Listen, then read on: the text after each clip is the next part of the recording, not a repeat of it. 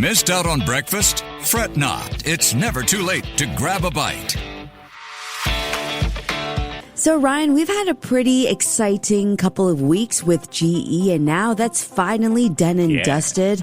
I actually usually suffer from some headaches or even migraines when I'm either really stressed or lack of sleep and all that. Do you have the same ailments? I think you got more stress than me because you've got so many things going on. You've got the kids, you've got whatever's happening at home, you've got work, and of course in recent weeks you've got extra work. So I'm not surprised. Yeah, so I have been relying more on the over-the-counter meds, and I was looking up how much to have, and I came across this really interesting study that we're talking about today on Breakfast Bites. It's something you definitely have sitting at home right now. That little stash of painkillers in your medicine cabinet, you know, the Panadol, the Acetomenophin, maybe some Ibuprofen, the go-to rescue squad when a headache or fever hits. How often do you have to take these over-the-counter meds? I try not to as much as I can as a last resort because I am hoping to not have to depend on it, because my worry is that once I get started, right, when I really need it, it's going to be tougher to get over that hump. You and I are exactly the same. I always try to avoid it, but I do suffer from the occasional headache. When was the last time you read the label? Do you have a habit, like just take 2, maybe I'll just take 3? Yeah, I think I read it every time I need to take something because I might forget something important. So I try to read the labels. That's very good. I think you're one of the rarer ones. Let's be honest, how many of us actually follow the instructions perfectly? Studies show a lot of us do not. One study found that 15% of people were going over the daily NSAID limits.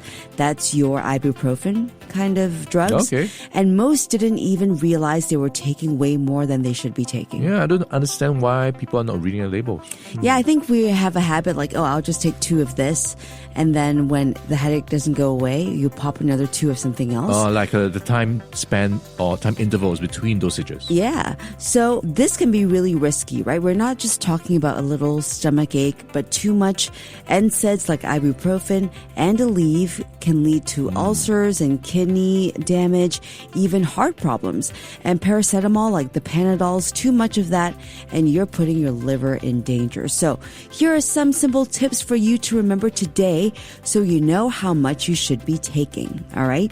So number 1, if you've got a fever, your best bet is Panadol. That's your paracetamol. It helps bring down the fever and soothe minor aches.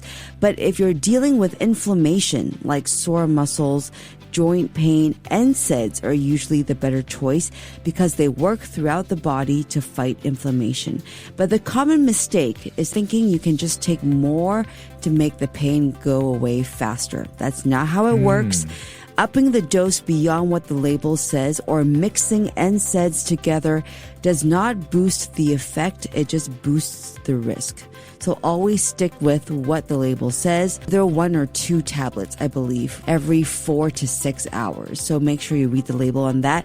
Another heads up, a lot of combination cold and flu meds already include painkillers. So always check those labels before popping extra Panadols on top because you might be taking more than you think. Yeah, that's a good point. So follow the doctor's instructions. Yeah, pretty much. But how many of us go to the doctor for a cold or, that's true. You know, so we self-medicate. Exactly. And if you're someone who's always reaching for the same painkiller for the same issue, like taking Panadol every single week, that's a signal to check in with your doctor because that could be a bigger issue that needs addressing or a better treatment approach.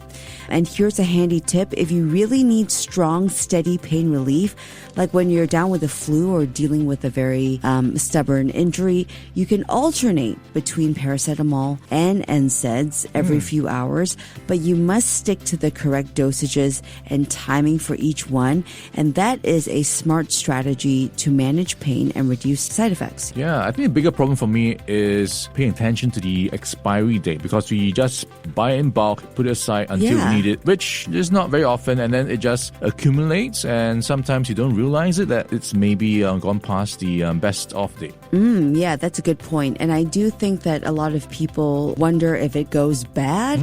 And I did read a couple of reports that say that it doesn't turn toxic or anything, Oh, but okay, the that's good to know. dosage goes down, so it's less effective. Yeah, maybe that's why people take more. They don't realize that it's already expired. Maybe. Yeah, check your expiration date too, guys. Bottom line, before you reach for that bottle in the cabinet, take a moment to read the label. Check what else you've taken, and when in doubt, ask your pharmacist. They're there to help you make the right call.